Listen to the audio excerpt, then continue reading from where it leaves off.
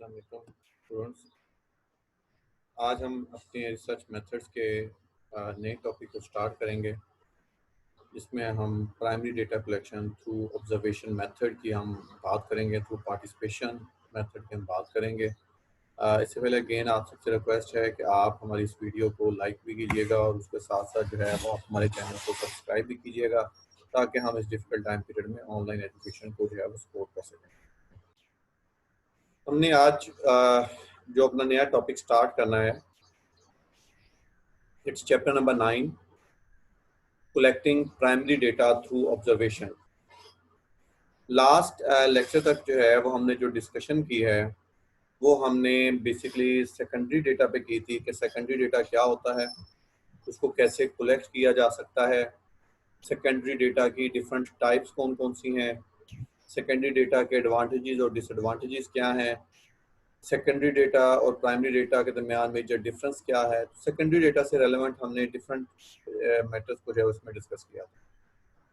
अब हम जो चैप्टर स्टार्ट कर रहे हैं ये प्राइमरी डेटा के ऊपर जो है वो फोकस करता है, और इसमें हमारे पास हमारा जो मेजर इसके ऊपर जो डिस्कशन फैक्टर होगा वो ये होगा कि प्राइमरी डेटा जो है वो क्या। अब प्राइमरी डेटा क्या है इसको हम जो है वो ऑलरेडी डिस्कस कर चुके हुए हैं, तो हम इसके ऊपर जो फर्दर डिस्कशन करेंगे वो ये है कि प्राइमरी डेटा की डिफरेंट टाइप्स कौन सी हैं, प्राइमरी डेटा को कैसे कलेक्ट किया जा सकता है, और प्राइमरी डेटा में जो हमारा आज कंसर्न है वो हम ऑब्जर्वेशन मेथड है, क्योंकि प्राइमरी डेटा को कलेक्ट करने के डिफरेंट मेथड्स हैं, डिफरेंट टेक्निक्स हैं। तो उसका जो फर्स्ट मेथड है वो ऑब्जर्वेशन मेथड है, तो हम उसके ऊपर जो है वो अभी डिस्कशन करेंगे। तो अगर हम सबसे पहले ऑब्जर्वेशन मेथड की बात करें कि what is observation method as a data collection mechanism,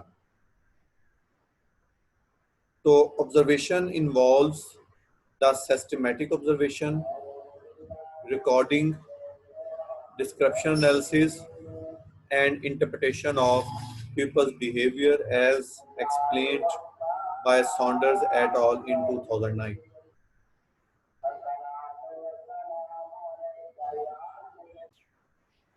So, observation as data collection method. Observation involves the systematic observation, recording, description analysis, and interpretation of people's behavior. जब हम बात करते हैं ऑब्जर्वेशन मेथड की, तो इसका मतलब ये है कि हम डिफरेंट एलिमेंट्स को ऑब्जर्व कर रहे होंगे। ऑब्जर्वेशन में हम कौन कौन सी चीज़ें इन्वॉल्व होंगी। ये सिस्टमेटिक ऑब्जर्वेशन हो सकती है जिसमें आप लोगों को उनके साथ इन्वॉल्व हो के उनको ऑब्जर्व कर रहे होंगे, या आप इस साइड पे खड़े होकर उनको ऑब्जर्व कर रहे होंगे। आप रिकॉर्डिंग्स कर सकते हैं, आप उनके डिस्क्रिप्शन एनालिसिस कर सकते हैं, या जो पीपल्स का बिहेवियर है आप उसको ऑब्जर्व करने के बाद उसकी इंटरप्रिटेशन जो है वो कर सकते हैं। तो it is called as observation method. तो उसके बाद जब हम बात करते हैं जी the major types of observation, basically there are two major types of observation. हमारे पास ऑब्जर्वेशन मेथड की दो मेजर टाइप्स हैं इसकी जो है। फर्स्ट है हमारे पास पार्टिसिपेंट ऑब्जर्वेशन, और सेकंड है हमारे पास structured observation. Participant observation and structured observation. Participant observation क्या है? It emphasizes the discovery of meaning attached to actions. Participant observation में आप जो रिसर्चर है वो एज ए पार्टिसिपेंट उसमें आता है, वो चीज़ों को ऑब्जर्व करता है, और इसमें एम्फोसिस किस चीज़ का होता है कि जो लोगों का एक्शन है, जो पार्टिसिपेंट्स का एक्शन है उसको डिफाइन किया जा सके, उनकी मीनिंग्स को जो है वो फाइंड आउट किया जा सके। मीन्स वो जो एक्शन कर रहे हैं उसको आप एक्सप्लेन करें, आप और आप उसके मीनिंग को जो है उसके साथ अटैच करें कि उन एक्शंस का मतलब क्या है। जबकि जो सेकंड टाइप है हमारे पास, it is the structured observation. It is concerned with frequency of actions. अब इसका जो कंसर्न होता है वो एक्शंस की फ्रीक्वेंसी के साथ होता है। इसमें आप लोगों के एक्शंस को एक्सप्लेन नहीं करने जा रहे, बल्कि आप उनके एक्शंस को मेजर कर रहे हैं, आप उनके एक्शंस की फ्रीक्वेंसी को जो है वो मेजर कर रहे हैं। तो जो पार्टिसिपेंट ऑब्जर्वेशन है ये क्वालिटेटिव डेटा होता है, क्योंकि इसमें मीनिंग्स अटैच्ड हैं, इसमें नंबर्स और वैल्यूज नहीं होती। जबकि जो स्ट्रक्चर्ड ऑब्जर्वेशन है ये क्वांटिटेटिव डेटा होता है, क्योंकि इसमें फ्रीक्वेंसी है, इसमें नंबर्स है, इसमें मेजरमेंट्स इन्वॉल्व होती हैं। तो हमारा ये जो चैप्टर है ये बेसिकली पार्टिसिपेंट ऑब्जर्वेशन के ऊपर है। तो हम अब हमारी जो मेजर डिस्कशन होगी वो पार्टिसिपेंट ऑब्जर्वेशन के ऊपर होगी। स्ट्रक्चर ऑब्जर्वेशन को हम अपने नेक्स्ट टॉपिक्स में जाके जो है वो डिस्कस करेंगे। तो ये वाला जो कंप्लीट चैप्टर है ये हमारा पार्टिसिपेंट ऑब्जर्वेशन के ऊपर जो है वो बेस करता है। So what is participant observation? So as defined by Gill and Johnson in 2002, where the researcher attempts to participate fully in the lives and actions of subjects, enabling them to not merely observe what is happening but also feeling it. तो participant observation क्या है, इसको कैसे हम define या explain कर सकते हैं?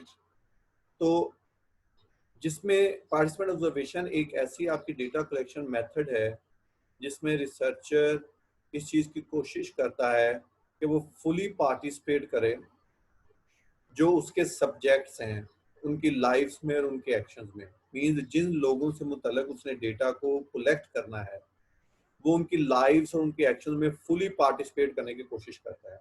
मीन्स जिस तरह से वो लोग रह रहे हैं, जिस तरह से वो लोग काम कर रहे हैं, जिस तरह के उनके एक्शंस हैं, रिसर्चर भी उन्हीं के साथ घुल मिल के जो है वो काम कर रहा होता है, वही एक्शंस कर रहा होता है, उसी तरह की लाइफ जो है वो स्पेंड कर रहा होता है। इसका उनको बेनिफिट क्या होता है?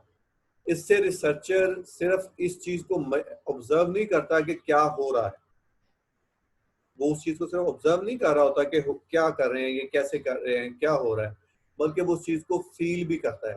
क्योंकि जो एक्टिविटी वो लोग परफॉर्म कर रहे होते हैं वही एक्टिविटी रिसर्चर भी परफॉर्म कर रहा होता है।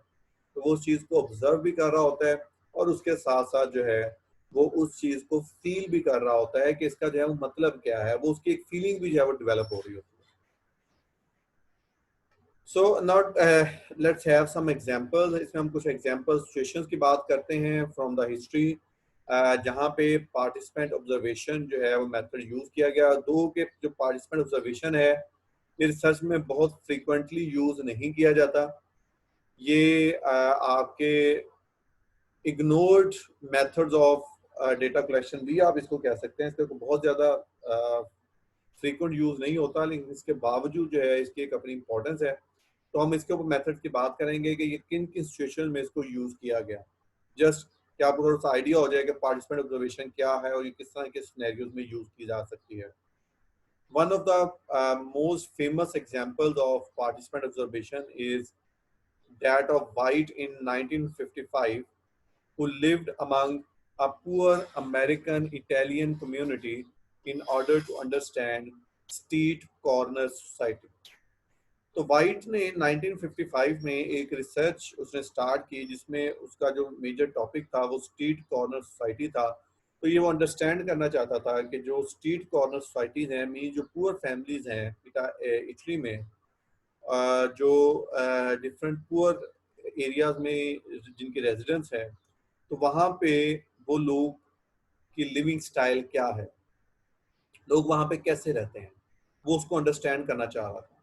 तो उसने क्या किया, वहाँ पे उसने वो वहाँ पे गया और उसने वो जो इटालियन की अमेरिकन इटालियन कम्युनिटी थी, जो एक पुअर कम्युनिटी थी, पुअर पीपल थे वहाँ पे, वो वहाँ पे कुछ अर्सा रहा।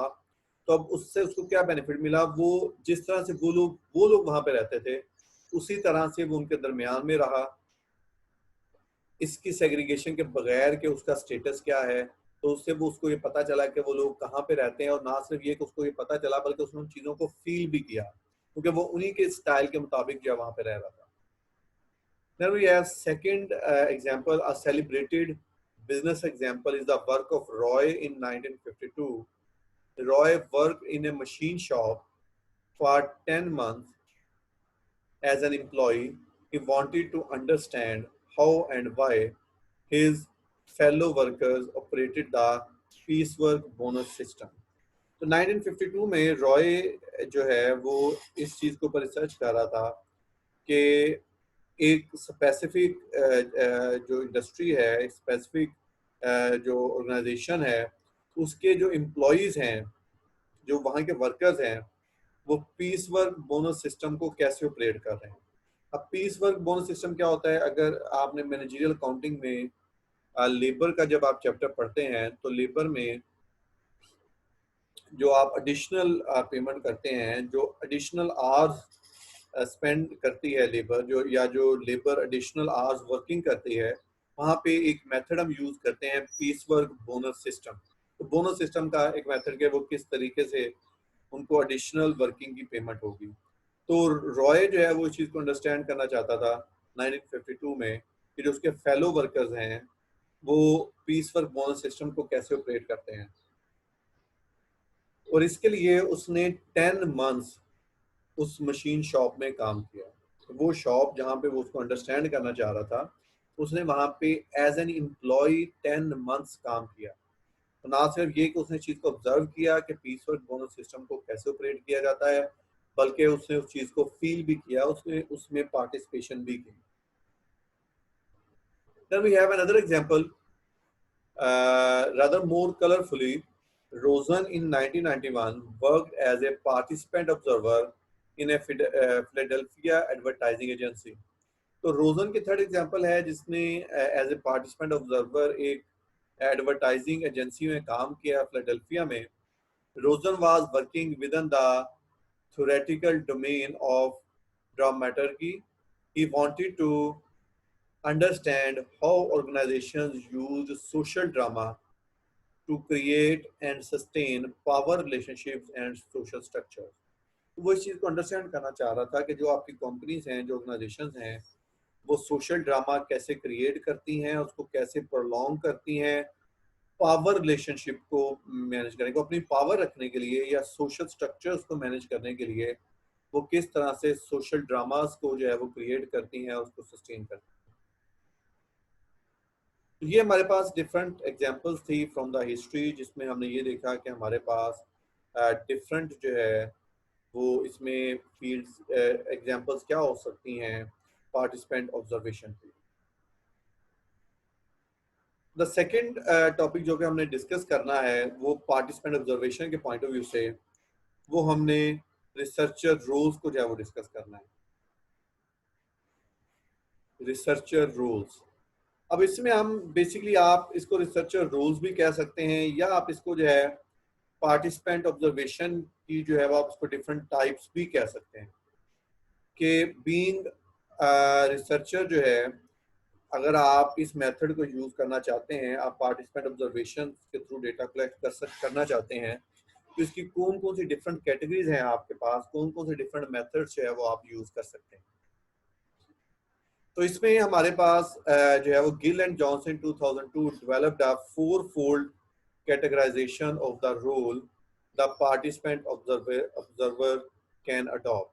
तो गिल एंड जॉनसन ने 2002 में 4 कैटेगरीज उन्होंने डिफाइन की, जिसमें उन्होंने पार्टिसिपेंट ऑब्जर्वर के 4 रोल्स को उसने डिफाइन किया।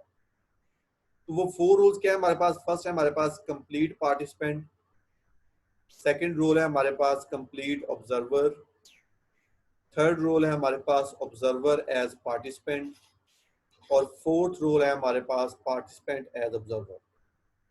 तो ये 4 रोल्स हैं, या आप इनको ये कह लें कि हमारे पास 4 डिफरेंट टाइप्स हैं पार्टिसिपेंट ऑब्जर्वेशन की, जिसकी बेस पे आप अपना डेटा थ्रू पार्टिसिपेंट ऑब्जर्वेशन जो है वो कलेक्ट कर सकते हैं। अब अगर हम इन टाइप्स के ऊपर डिस्कस करें कि ये टाइप्स जो है वो हमारे पास क्या हैं, तो ये एक गिल एंड जॉनसन ने ये एक हमारे पास उन्होंने डायग्राम डेवलप की, जिसमें उन्होंने इस 4 रोल्स को जो है वो डिफाइन किया।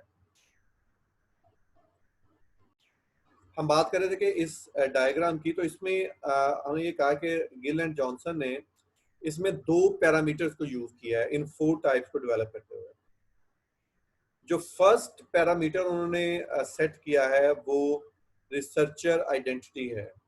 अब पार्टिसिपेंट ऑब्जर्वेशन मेथड में रिसर्चर जो है वो अपनी आइडेंटिटी को रिवील भी कर सकता है अपने पार्टिसिपेंट्स के साथ, मीन जिनसे वो डेटा ले रहा है, जिनको वो ऑब्जर्व कर रहा है, जिनके साथ वो पार्टिसिपेट कर रहा है, वो उनको ये बता सकता है कि जी मैं रिसर्चर हूँ और मैं ये इस तरह का डेटा आपसे कलेक्ट करने के लिए आया हूँ।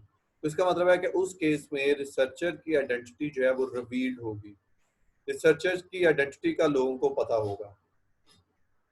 समटाइम आपका रिसर्च डेटा कुछ इस तरह का होता है कि अगर आप अपनी आइडेंटिटी को रिवील कर दें, लोगों को बता दें, तो शायद वो डेटा आपको नहीं मिलेगा। तो वहां पे रिसर्चर क्या करता है, वहां पे रिसर्चर जो है अपनी आइडेंटिटी को कंसील कर लेता है। वो आप ये नहीं बताते कि आप रिसर्चर हैं, बल्कि वो लोग आपको यही समझते हैं कि आप उन्हीं की तरह से एक नॉर्मल पर्सन है, और जिस तरह से आप लोग एक एक्टिविटी कर रहे हैं वो भी आपके फेलो ही हैं। तो फर्स्ट पैरामीटर है हमारे पास रिसर्चर आइडेंटिटी। तो आप समटाइम रिसर्चर कंसील कर लेता है, वो रिवील नहीं करता, वो नहीं बताता लोगों को कि मैं रिसर्चर हूँ। तो उस केस में क्या मसला होता है, उसमें थोड़े से एथिकल इश्यूज आते हैं कि आप लोगों का ट्रस्ट गेन कर लेते हैं, आप लोग ये समझते हैं कि आप उन्हीं के फेलो हैं, लेकिन आप जो है वो डेटा कलेक्शन कर रहे होते हैं, वो अपनी सारी चीजें आपके साथ शेयर कर रहे होते हैं, लेकिन आप जो है वो डेटा गैदर कर रहे होते हैं। तो इसमें पहले आप उनका जो कॉन्फिडेंस लेवल है, ट्रस्ट है, उसको डेवलप करते हैं और फिर ब्रेक कर देते हैं। और सेकंड में जिसमें आप अपनी आइडेंटिटी को रिवील करते हैं, बता देते हैं, उसमें ज़्यादा बेहतर होता है, लोगों को पता होता है, उसमें एथिकल इशू कोई नहीं होता। लेकिन उसमें ये मसला आ सकता है कि सम टाइम आपका टॉपिक इस तरह का होता है कि अगर आप लोगों को ये बता दें कि आपकी आइडेंटिटी क्या है, आप रिसर्चर हैं, तो शायद वो डेटा उस तरह से आपको रियल सेंस में ना मिले, तो इसमें ये इश्यूज आते हैं। तो ये फर्स्ट पैरामीटर हो गया हमारे पास। सेकंड पैरामीटर जो है, इसको अब हमने राइट और लेफ्ट पे शो किया हुआ है। फर्स्ट पैरामीटर को रिसर्चर आइडेंटिटी इज कंसील्ड, ये राइट साइड पे, और जहां पे रिसर्चर आइडेंटिटी इज रिवील्ड ये हमने लेफ्ट साइड पे शो किया हुआ है। तो सेकंड पैरामीटर है, सेकंड पैरामीटर में हमारे पास जो सेकंड पैरामीटर है वो ये है, researcher takes part in activity, कि क्या रिसर्चर ने एक्टिविटी में पार्टिसिपेट किया है या उसको सिर्फ ऑब्जर्व किया है। रिसर्चर ने एक्टिविटी में पार्टिसिपेट किया है या उसको सिर्फ ऑब्जर्व किया है। तो इसमें हमारे पास ये टॉप और बॉटम पे है, researcher takes part in activity and researcher observes activity. Researcher takes part in activity and researcher observes in activity. इसका मतलब यह है कि यहाँ पे इस साइड पे इसको हमने टॉप पे जो शो किया है, ये वो रोल्स होंगे जहाँ पे रिसर्चर एक्टिविटी में पार्टिसिपेट कर रहा है, वो उसके अंदर इन्वॉल्व है। जबकि जो बॉटम पे है रिसर्चर ऑब्जर्व एक्टिविटी, वहां पर रिसर्चर पार्टिसिपेट नहीं कर रहा, बल्कि वो जो है वो एक मेयर ऑब्जर्वर के तौर पर सिर्फ ऑब्जर्व कर रहा है एक्टिविटी को।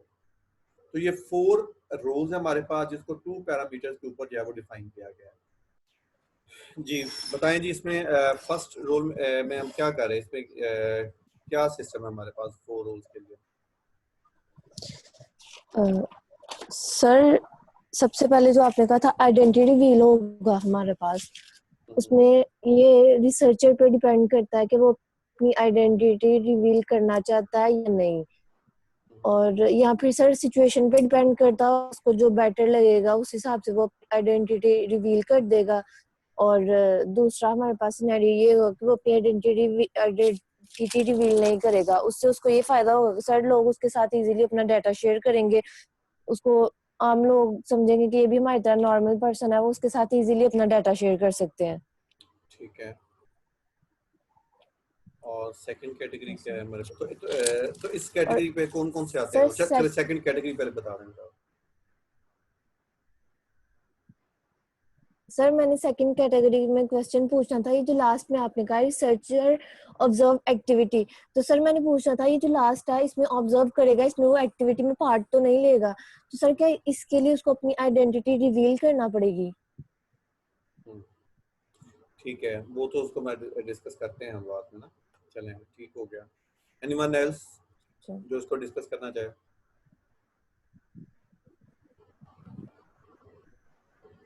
बाकी लोग जाग रहे हैं कि सो रहे हैं? जी उसने बोला कि researcher take part in activity, तो वो एक्टिविटी में पार्ट लेगा फिर ही तो वो ऑब्जर्व करेगा ना। चलें, इसको जो है ना वो हम इसको समराइज करते हैं। अब अगर आप इसमें देखें, हमारे पास जो फर्स्ट कैटेगरी है वो है कंप्लीट पार्टिसिपेंट। ये कैटेगरी हमारे पास कंप्लीट पार्टिसिपेंट। अब अगर हम इसकी बात करें कंप्लीट पार्टिसिपेंट, तो इसको आप देखें कि इसमें रिसर्चर की आइडेंटिटी क्या है। Researcher identity is concealed.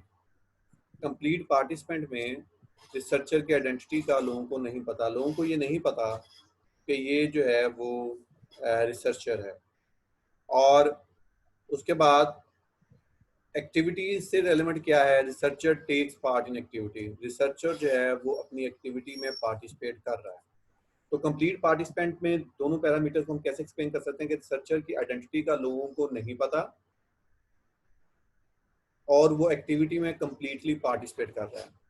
तो जैसे हमने जो डिफरेंट एग्जांपल्स देखी, जिसमें एक रिसर्चर जो है वो अमेरिकन इटालियन सोसाइटी में रहा जाके लोगों को ऑब्जर्व करने के लिए, तो इट्स अ कंप्लीट पार्टिसिपेंट, क्योंकि उसकी आइडेंटिटी का लोगों को नहीं पता था। उसके बाद जो हमने बिजनेस की एग्जांपल देखी है, पीस वर्क बोनस सिस्टम, वो वहाँ पे उसने मशीन शॉप में काम किया अराउंड 8 मंथ्स। अगेन वो कंप्लीट पार्टिसिपेंट है क्योंकि उसका जो है वो लोगों को नहीं पता था। तो कंप्लीट पार्टिसिपेंट के तौर पे जब आप डेटा लेते हैं तो इसमें आपकी आइडेंटिटी कंसील होती है, लोगों को नहीं पता होता कि आप कौन है, वो यही समझते हैं कि आप उनके कोवर्कर हैं, आप उनके फेलो हैं और आप उस एक्टिविटी में फुली पार्टिसिपेट कर रहे होते हैं। तो ये रिसर्च आपको कब रिक्वायर्ड होती है, जैसे हमने पहले भी एग्जांपल्स पे बात की, ये आपको रोल उस वक्त लेना पड़ता है जब आपको ये फील होता है कि अगर आप अपनी आइडेंटिटी लोगों को बता दें तो आपको जो है वो एग्जैक्ट डेटा नहीं मिलेगा, फिर उसमें बायसनेस हो जाएगी। फॉर एग्जांपल हमने एग्जांपल ली थी वर्क टाइम ड्रिंकिंग की या वर्क टाइम स्मोकिंग की एग्जांपल्स की हमने बात की। हम ये देखना चाहते हैं, सपोज हमारी रिसर्च ये है कि हम ये देखना चाहते हैं कि लोग अपनी वर्किंग टाइम में, अपने ऑफिस टाइम में ड्रिंकिंग कब करते हैं या नहीं करते, स्मोकिंग करते हैं या नहीं करते, और अगर वो करते हैं तो वो किस तरह से उसको जस्टिफाई करते हैं। उनके पास जो है वो क्या लेजिटिमेट रीजंस होती है कि उन्हें ये पता भी है कि ये बाय लॉ भी अलाउड नहीं है, बाय ऑर्गेनाइजेशनल एथिक्स भी अलाउड नहीं है, लेकिन उसके बावजूद जो है वो अगर ड्रिंकिंग कर रहे हैं तो वो क्यों कर रहे हैं। और डेफिनेटली अगर वो कर रहे हैं तो वो खुद को सेटिस्फाई करने के लिए कोई ना कोई जो है उसके एग्जाम्पल जो है वो ले रहे होंगे, वो कोई ना कोई अपनी जस्टिफिकेशन सोच के बैठे हुए होंगे। तो वहां पे अब आपको क्या करना पड़ेगा, वहां पे अब आपको एज ए कंप्लीट पार्टिसिपेंट जाना पड़ेगा, जहाँ पे लोगों को ये पता नहीं होगा कि आप रिसर्चर हैं और डेटा लेने आए हैं, क्योंकि अगर उन्हें ये पता चल जाए तो वो आपके सामने ना तो स्मोकिंग करेंगे ना ड्रिंकिंग करेंगे। तो आप वहां पे अपनी आइडेंटिटी को रिवील नहीं करेंगे, आपकी आइडेंटिटी कंसील्ड होगी, वहां पे आपकी आइडेंटिटी का लोगों को पता नहीं होगा और आप उस एक्टिविटी में पार्टिसिपेट कर रहे होंगे, जैसे वो काम कर रहे होंगे वैसे आप भी काम कर रहे होंगे। वो स्मोकिंग करने के लिए बाहर निकले हैं तो आप भी बाहर निकलेंगे। अब स्मोकिंग करते हैं या नहीं करते हैं वो रिसर्चर पे बेस करेगा, और अगर वो ड्रिंकिंग करने के लिए गए हैं तो आप भी उनके साथ बाहर निकलेंगे। अब वहाँ पे ड्रिंकिंग करते हैं या नहीं करते वो रिसर्चर के ऊपर बेस करता है। तो ये कंप्लीट पार्टिसिपेंट है। अगर हम सेकेंड रूल की बात करें जिसमें हमारे पास कंप्लीट ऑब्जर्वर है, कंप्लीट ऑब्जर्वर, अब अगर हम कंप्लीट ऑब्जर्वर को देखें तो सबसे पहले जो फर्स्ट पैरामीटर है वो वही है, researcher identity is concealed, researcher identity is concealed. इसमें भी कंप्लीट ऑब्जर्वर में भी लोगों को रिसर्चर की आइडेंटिटी का पता नहीं होता, लोगों को ये नहीं पता कि ये ऑब्जर्वर है, ये रिसर्चर है। और सेकंड पैरामीटर पे क्या है, रिसर्चर ऑब्जर्व्स एक्टिविटी, आप सिर्फ एक्टिविटी को ऑब्जर्व करते हैं, आप उसमें पार्टिसिपेट जो है वो नहीं करते। अब इसके एग्जांपल हम इस तरह से ले सकते हैं, सपोज आप जो है वो लोगों किसी शॉपिंग मॉल्स में लोगों के बाइंग हैबिट के ऊपर जो है वो रिसर्च करना चाहते हैं। क्या करना चाहते हैं, हम किसी शॉपिंग मॉल्स में लोगों के बाइंग हैबिट पे जो है वो रिसर्च करना चाहते हैं। अब उसके लिए आप कैसे उनकी बाइंग हैबिट्स को जो है वो ऑब्जर्व कर सकते हैं, आप किसी मॉल में जाएं और वहां पे किसी कॉर्नर पे जो है वो खड़े हो जाएं और वहां पे लोगों को शॉपिंग करते हुए जो है वो देखें। या अगर हम स्पेसिफिकली ये कहें कि आप ये देखना चाहते हैं कि लोग शॉपिंग करने के बाद, लोग अपनी परचेजिंग करने के बाद किसी शॉपिंग मॉल से, किसी ग्रोसरी स्टोर से जब वो चेकआउट काउंटर्स पे आते हैं तो वहां पे वो अगर कोई डिले हो रहा हो बिलिंग में या इनवॉइसिंग में तो कितना वो इम्पेशेंट हो जाते हैं, या उनका वहां पे एटीट्यूड और बिहेवियर क्या होता है, वहां पे उनका जो कैश काउंटर्स का जो स्टाफ है, जो चेकआउट काउंटर्स का जो स्टाफ है, उसके साथ वो कितना जो है वो उनके साथ कम्युनिकेट कितना कर रहे होते हैं, वहाँ पे कितना उनके साथ वो डिस्कशन में इन्वॉल्व होते हैं। अगर आप ये करना चाहते हैं, ये आपका टास्क है, तो आप क्या करेंगे, आप चेकआउट काउंटर्स के पास जाके खड़े हो जाएंगे और लोगों को ऑब्जर्व करते रहेंगे। अब लोगों को ये पता नहीं होगा कि आप जो है वो रिसर्चर हैं, वो ये समझ होंगे कि जिस तरह से जो है वो शॉपिंग करने के लिए आए हुए हैं, वेट कर रहे हैं, उसी तरह से आप भी कर रहे हैं, लेकिन आप जो है वो अपना काम कर रहे होंगे और आप वो कम्प्लीटली जो है वो लोगों को ऑब्जर्व कर रहे होंगे। तो ये जो दोनों जो टू फर्स्ट रोल्स हैं हमारे पास, कंप्लीट पार्टिसिपेंट और कंप्लीट ऑब्जर्वर, इसमें दोनों में एक चीज कॉमन है और वो ये है कि दोनों में रिसर्चर की आइडेंटिटी जो है वो कंसील्ड है। दोनों में लोगों को ये नहीं पता, जो सब्जेक्ट्स हैं उनको ये नहीं पता कि आप रिसर्चर हैं और आप डेटा कलेक्शन कर रहे हैं। और दोनों के अंदर डिफरेंस क्या है कि कंप्लीट पार्टिसिपेंट का मतलब है कि आप कंप्लीटली फुली एक्टिवली पार्टिसिपेट कर रहे हैं, जबकि कंप्लीट ऑब्जर्वर में आप पार्टिसिपेट नहीं कर रहे, आप सिर्फ और सिर्फ जो है वो लोगों को ऑब्जर्व कर रहे हैं। तो ये हमारे पास फर्स्ट टू रोल्स हैं, कंप्लीट पार्टिसिपेंट और कंप्लीट ऑब्जर्वर। और हमने इसके डिफरेंट एग्जांपल्स की भी बात की कि किन केसेस में जो है वो आप कंप्लीट पार्टिसिपेंट के रोल पे जाएंगे और किन केसेस में आप कंप्लीट ऑब्जर्वर के रोल पे जाएंगे। तो जैसे अभी एक स्टूडेंट ने कहा था कि ये बेसिकली आपकी रिसर्च डिक्टेट करेगी कि आपने किस रोल पे जाना है, आपके रोल की डिमांड क्या है। ये रिसर्चर शायद अपनी मर्जी से नहीं कर रहा होगा, आप ये देखेंगे कि आपका रिसर्च क्या है, उसकी डिमांड क्या है, उसके अकॉर्डिंगली जो है वो आप ये डिसाइड करेंगे कि आपने एज ए कंप्लीट पार्टिसिपेंट जाना है, एज ए कंप्लीट ऑब्जर्वर जाना है, या बाकी दो रोल में से किसी रोल पे आपने जाना है। तो ये हमारे फर्स्ट टू एक्टिविटीज जिनको हम डिस्कस कर रहे थे, तो ये थी हमारे पास। इसमें हमने कंप्लीट पार्टिसिपेंट और कंप्लीट ऑब्जर्वर को जो है वो हमने डिस्कस किया है। तो इसमें अगर किसी स्टूडेंट का कोई क्वेश्चन या कोई प्रॉब्लम है तो वो बताएं जी मुझे, क्योंकि अभी ये लास्ट मिनट हमारे पास, तो इसके बाद ये जो है वो सेशन क्लोज हो जाएगा। जी